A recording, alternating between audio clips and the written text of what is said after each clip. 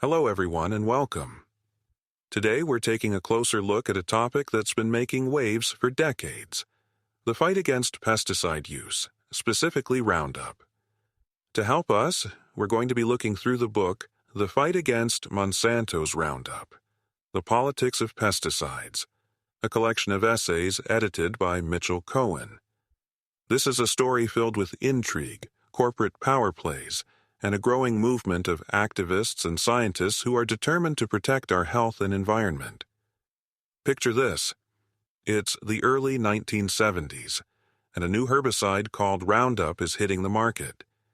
Its manufacturer, Monsanto, claims it's a miracle product, safe, effective, and a boon for farmers everywhere.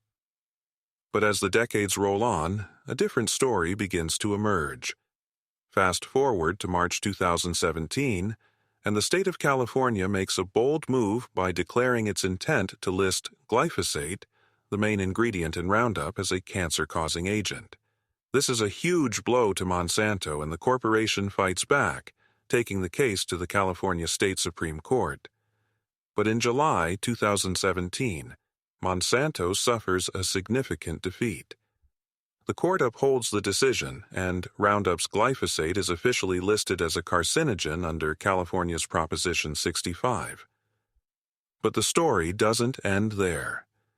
On April 19, 2018, a California appellate court delivers another crushing blow, reaffirming that Roundup's glyphosate can be labeled as a known carcinogen. This decision is a testament to the decades-long advocacy of grassroots activists who have been sounding the alarm on the dangers of pesticides since the early 1990s. Their suspicions are confirmed when secret Monsanto documents are released to the public. These documents reveal a disturbing pattern of corporate malfeasance, including ghostwriting research and suppressing evidence of Roundup's harmful effects. The New York Times reports that Monsanto had attributed its research to academics without their knowledge, and that a senior official at the Environmental Protection Agency had worked with the corporations to quash a federal review of glyphosate.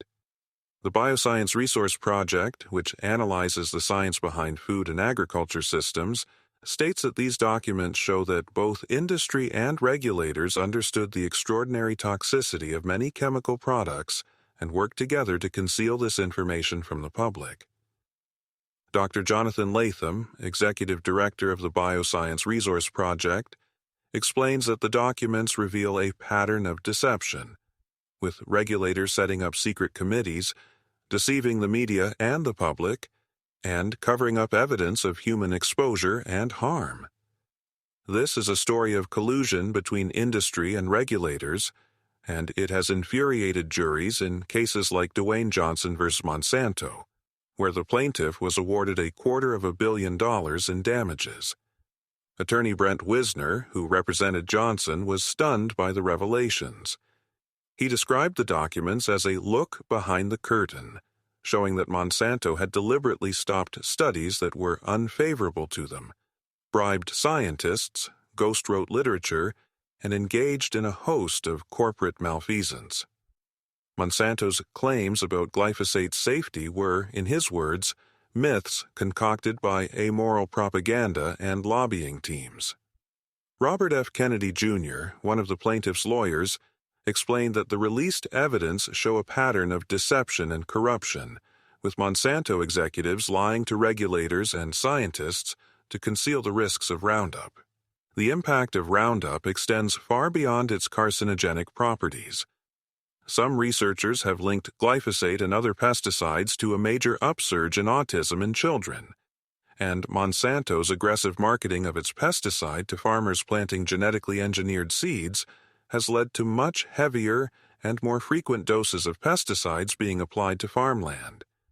This has profound and destructive effects on our environment and, consequently, on our health. The story of Roundup is emblematic of a larger issue: the chemicalization of agriculture and the corporate control of our food supply.